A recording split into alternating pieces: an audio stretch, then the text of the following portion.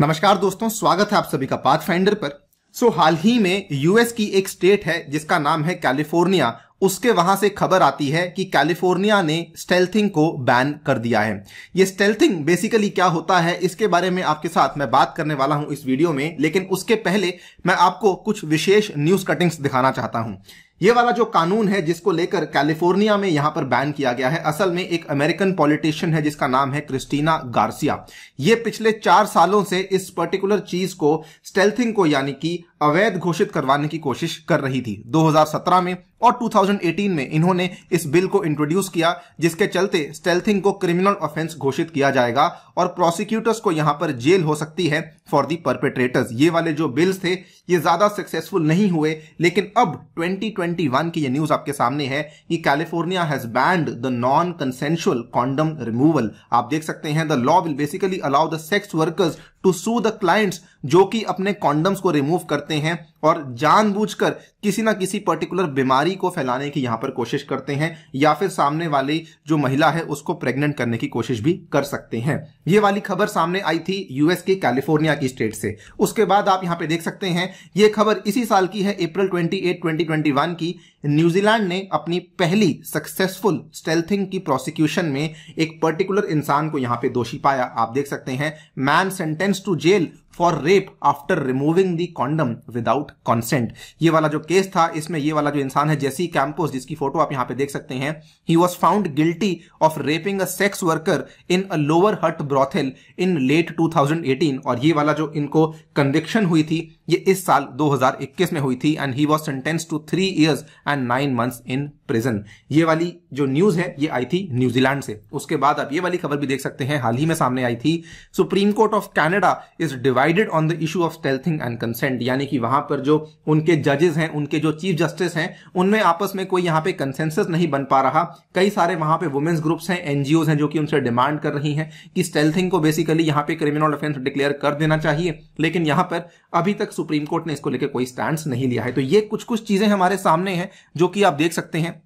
तो इस वीडियो के माध्यम से मैं सबसे पहले तो डिस्कस करूंगा कि आखिरकार ये स्टेल्थिंग क्या होती है, स्टेल्थिंग ड्यूरिंग इंटरकोर्स एग्जैक्टली क्या होता है, इसका जो लीगल स्टेटस है वो बेसिकली भारत में क्या है, इसको भी यहां पर समझेंगे। चलिए शुरू करते हैं दोस्तों मेरे साथ। मेरा नाम है अनिरुद्ध। इस लेक्चर की पीडीएफ को डाउनलोड कर सकते हैं यहां पर दिए गए टेलीग्राम चैनल के माध्यम से। इसके अलावा आप लोग जुड़ सकते हैं using this particular handle on the Unacademy app as well.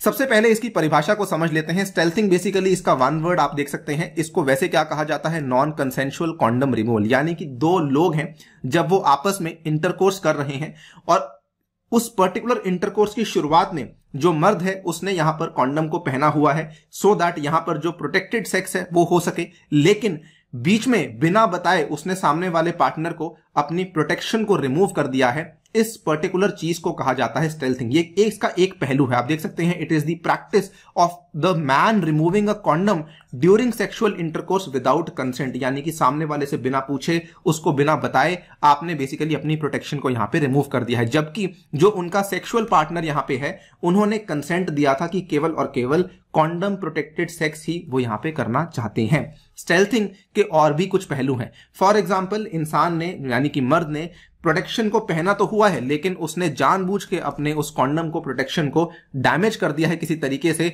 इसको भी यहां पर स्टेल्थिंग की ही परिभाषा में माना जाता है। यानी कि किसी भी तरीके से आपने, बात हुई थी प्रोटेक्टेड सेक्स की, किसी भी तरीके से आपने अनप्रोटेक्टेड सेक्स को यहां पे करने की कोशिश करी बिना किसी कंसेंट के, तो वो सारे के सारे पहलू स्टेल्थिंग की परिभाषा के अंदर इंक्लूड हो जाते हैं।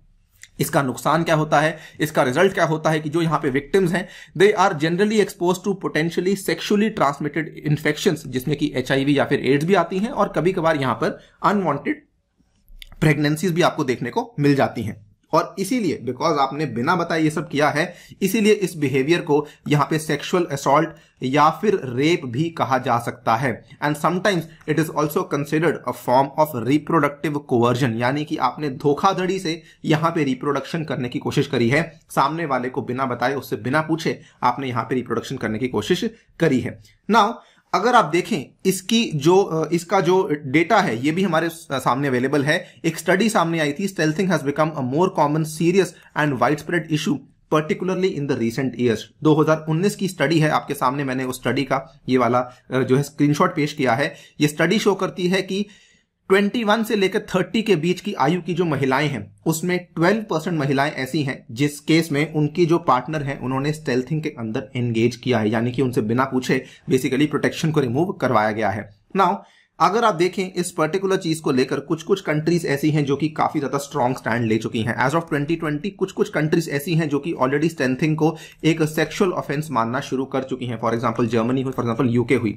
और ये भी ऐसा नहीं कि इनके बहुत सारे केसेस की प्रोसिक्यूशन हमें देखने को मिली है। जर्मनी की खबर आपके सामने है, DW जो कि अगेन एक जर्मन न्यूज़पेपर है, इन्होंने 2018 में ये वाले केस को ट्राई किया था। जर्मनी का एक पुलिसमैन था जिसको की जेल हुई थी फॉर कॉन्डम स्टेल्थिंग। आप देख सकते हैं ये वाली stealthing is the practice of removing condom midway through intercourse.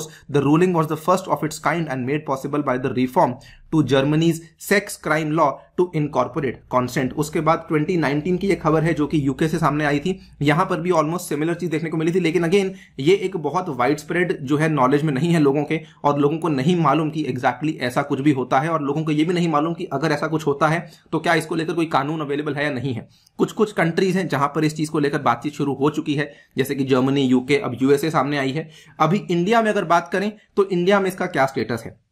India में इसको लेकर बातचीत भी बहुत कम होती है। यहां पे आपको मालूम होगा कि सेक्स अपने आप में ही एक बहुत ज्यादा टैबू सब्जेक्ट माना जाता है। और यहां पर मैं आपके सामने जो एक कमेंट्री पेश कर रहा हूं, this commentary is given by Flavia Agnes, जो कि इंडिया में एक वुमेन्स राइट्स की बहुत ही विख्यात लॉयर है। The law in India deals only with consent and non consent, यानी कि हमारा जो कानून है बहुत ही ब्लैक एंड व्हाइट है। वो ये तो बात करता है कंसेंट की या फिर नॉन कंसेंट की। It doesn't have the finesse, यानी कि वो इतनी ज्यादा निटी ग्रिटीज में नहीं घुसता है जहां पर स्टेल्थिंग जैसे एक्ट को पनिशेबल घोषित करवाया जा सके। और इन्होंने बोला कि we aren't even there yet, we are a very very long way off. कहने का मतलब कि इन्होंने सीधा सीधा इंडियन कानून को क्रिटिसाइज किया। ये कहते हुए कि हम लोग ऐसी चीजों में फिलहाल अभी नहीं घुस रहे हैं। इनफैक्ट अगर आपने सुना होगा 2013 में जो दिल्ली वाला केस हुआ, उसके बाद इंडिया की जो रेप लॉस थे उसमें काफी बड़े बड़े अमेंडमेंट्स लाए गए थे। जस्टिस वर्मा कमेटी सामने आई थी, उस पर्टिकुलर कमेटी के एक मेंबर थे प्रोफेसर मृणाल सतीश। उन्होंने भी यहां पे कमेंट्री करी है कहते हुए कि stealthing would technically amount to rape in India if the consent was conditional on the man wearing a condom. लेकिन क्योंकि अभी तक हमारे पास इस तरह का किसी भी प्रकार का लीगल प्रेसिडेंट अवेलेबल नहीं है, ना ही कोई स्टैटिस्टिकल रिसर्च अवेलेबल है, हम ये नहीं कह सकते कि इसकी लीगैलिटी और इलीगैलिटी इंडिया में होनी चाहिए। अगर होनी चाहिए तो कब होगी, इस चीज को लेकर भी हम लोग कुछ नहीं कह सकते। तो ये इसका लीगल स्टेटस फिलहाल भारत में है। लेकिन एक चीज श्योर है, ये दुनिया भर में इस तरह के कई सारे केसेस हमें देखने को मिल रहे हैं। एमनेस्टी इंटरनेशनल की ये रिपोर्ट भी है कि women across Europe are failed by the outdated rape legislation primarily because वो स्टेल्थिंग को यहां पर रिकॉग्नाइज नहीं करती हैं। आप क्या सोचते हैं इस पर्टिकुलर चीज के बारे में? ऑब्वियसली चीज हमारे एग्जामिनेशन के लिए काफी रेलेवेंट है, बिकॉज पॉपुलेशन कंट्रोल मेजर्स में एक तरीके से हम लोग स्टेल्थिंग की बात भी कर सकते हैं।